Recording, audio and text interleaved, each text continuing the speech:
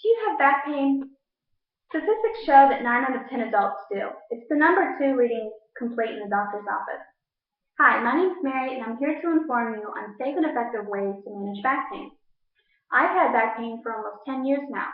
You may ask, why so long? Well, Dr. Block, Division of Health Psychology, explains it best.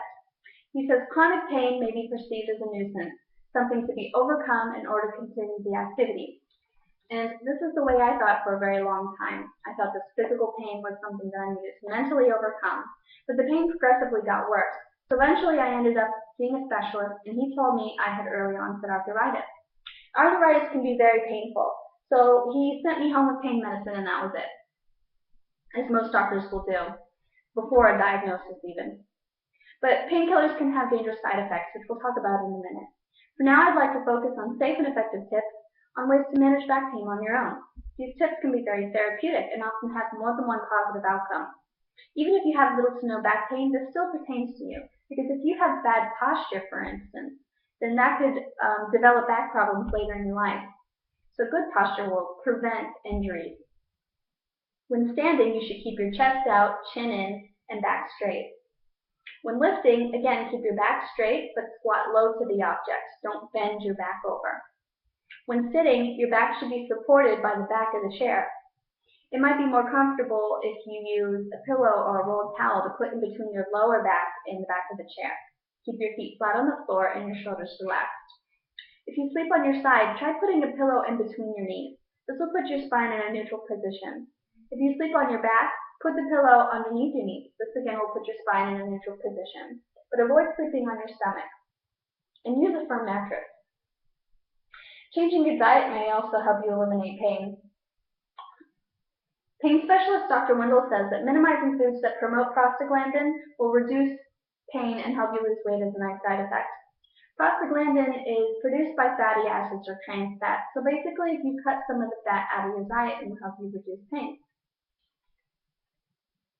At-home therapy is great because anything that relaxes you will relieve tension in your back, which causes your pain. So cold compress therapy has been known to work using an ice pack, or if you rather use heat, use a heating pad for heat therapy, like I like to do. There are millions of over-the-counter products to help reduce pain. This one has worked great for me, Icy Hot.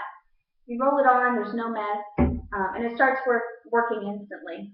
And for me, it lasts all day. It's great.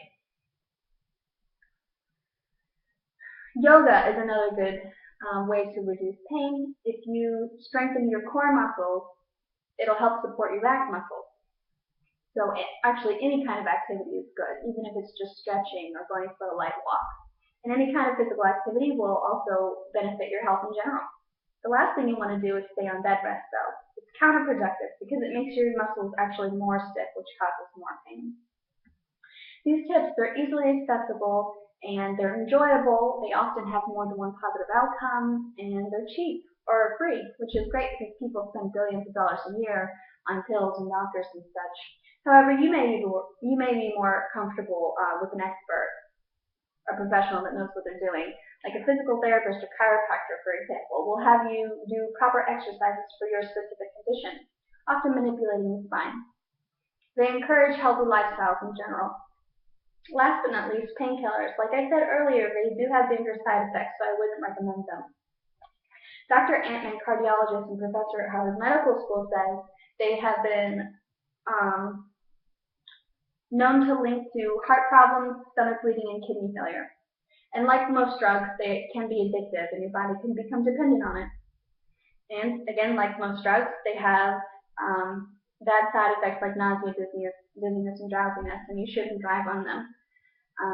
This is what happened to me. I had bad side effects, and I had to lay down all day until the effects wore off, which was frustrating that I wasn't able to function normally. So that's what kicked me in the butt, made me want to do research and find new ways to manage back pain safely and effectively. It is better than doing nothing. Experts at Cleveland Clinic agree that the pain will progressively become worse if ignored. So in conclusion, I encourage you to try these tips Try what works best for you. One might work better than the other, or two might be better than one, but the point is be proactive about it. I hope you have a better understanding now of the causes, effects, and solutions to managing back pain safely and effectively. Thank you for your time and interest, and I hope you learned something good today.